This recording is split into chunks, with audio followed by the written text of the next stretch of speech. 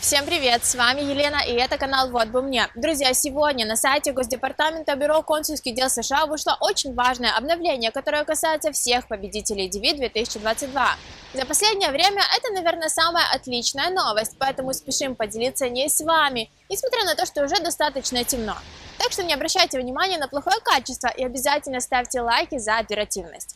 Итак, распоряжение вступает в силу немедленно с сегодняшнего дня, и в нем говорится, что отобранные победители DV 2022 больше не должны предоставлять какие-либо подтверждающие документы в консульский центр Кентукки, чтобы иметь право получить приглашение на собеседование в посольстве. Простыми словами, это означает, что после отправки формы DS-260, которая по-прежнему является обязательной для всех победителей, таких процедур, как запрос сканов документов и ожидание подтверждения их проверки до назначения собеседования, больше не существует. И теперь, после отправки формы DS-260, каждый победитель, независимо от того, были отправлены уже документы ранее или нет, может ожидать приглашения на собеседование. Однако, спешу сообщить, что это не отменяет тот факт, что для назначения интервью по-прежнему необходимо, чтобы консульский центр Кентукки перенаправил кейс в посольство, и само посольство работало.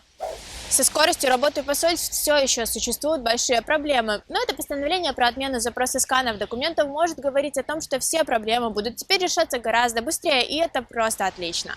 Поздравляю всех победителей DV 2022 с такой прекрасной новостью, и мы теперь будем активно наблюдать за тем, как все это реализуется на практике, и начнут ли получать приглашение на интервью победители без отправленных сканов документов уже в ближайшее время.